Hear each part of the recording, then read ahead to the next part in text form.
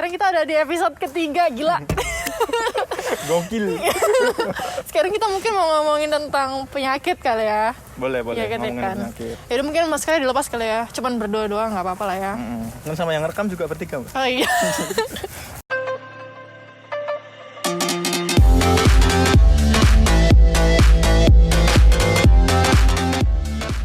Mim, tahu nggak sih kemarin Apa? itu ada yang nanya kayak gini, Mbak, kalau misalnya baru beli benih nih, 1000 ekor, gak lama kemudian terus mati, kenapa ya kayak gitu tuh? Mati. Jadi habis beli terus mati gitu, Mak. Iya. Kalau setauku loh ya, kalau setauku tuh untuk ikan yang baru masuk emang rentan sama penyakit ichtio namanya. Ichtio multifilis itu kalau bahasa awamnya bintik putih. Oh, Jadi kalau misalkan ikan yang baru masuk itu kan memang harus ada penyesuaian. betul. Lah, kalau dia misalkan benihnya ini nggak kuat, dipindah ke kolam yang baru, dia itu rentan kena yang namanya penyakit bintik putih tadi. Bintik putih ini nyerang untuk ikan yang baru masuk dan pas di suhu dingin. Jadi pas dia misalkan malam hari, pas oksigen rendah, terus kemudian suhunya dingin, terus pada tebarnya misalkan tinggi gitu ya, itu dia tuh rentan terkena istilahnya protozoa, namanya itu ichtio multivirus. Protozoa. Oh, jadi dia nyebar itu emang cepat karena dia membelah diri modelnya kayak gitu. Terus selain itu juga pemberian pakan juga harus tepat karena kan kalau misalkan berlebih kualitas airnya kan menurun. Kualitas air menurun ditambah adaptasi ikan yang belum lama masuk tadi, ya tentu semakin gampang itu terpapar si bintik putih tadi kayak gitu. Apalagi di suhu dingin pas malam hari puncak kritisnya kan waktu istilahnya oksigen terlarut di kolam tuh dikit kayak gitu. Oh iya ya, kayak kolam kita juga pernah tuh ada yang kayak gitu ya kan? Iya sempat dulu ya sebulan pertama lah pernah itu beberapa kali ikan baru masuk, kemudian kita juga persiapannya waktu itu mungkin juga belum matang ya, jadi akhirnya terkena gitu. itu. Terus kira-kira apa sih kayak penanganannya?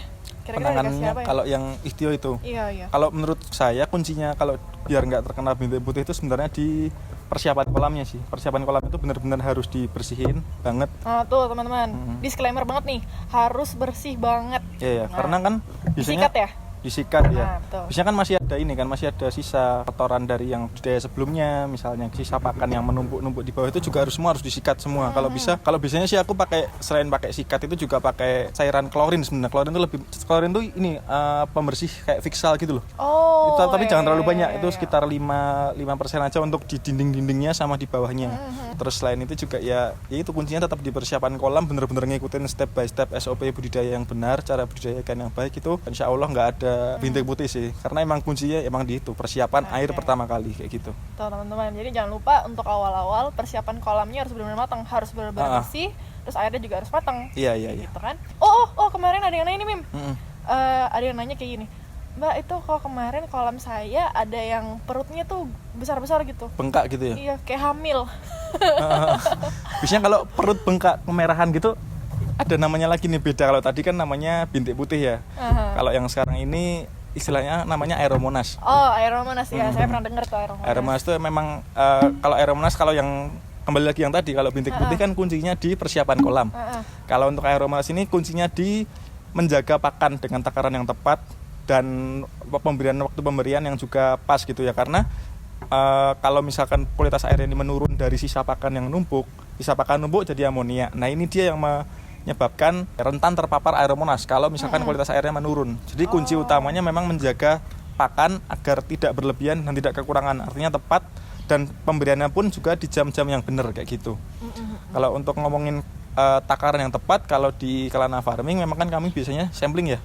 Sampling tiap 2 minggu sekalian sama sortir, itu barengan sama sampling juga. Betul. Dan itu udah ada di video sebelumnya, di video episode pertama itu, jangan lupa nonton ya. Iya.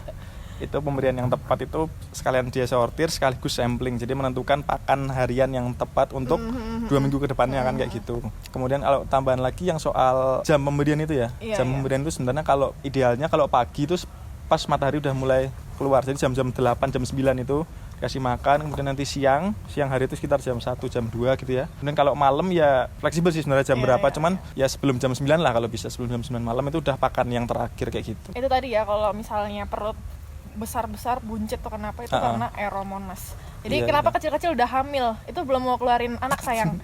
Itu kena penyakit aeromonas namanya. Perutnya gembung gitu kan? Iya besar. Buncit terus merah gitu ya. Kalau untuk yang umum dijumpai ya memang dua itu sih, yang Paling bintik umum putih, ya? bintik putih sama Aeromonas.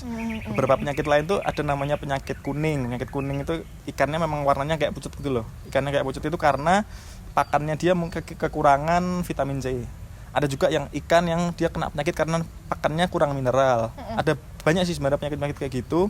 Cuman kalau untuk yang paling umumnya umum dijumpai maksudnya itu kan ya cuma dua tadi sih Iya, gitu. iya. Lainnya Ini penyakit pada ikan lele ya teman-teman? Lele ya, Nah, lele. aku pernah tahu tuh kayak yang white spot itu.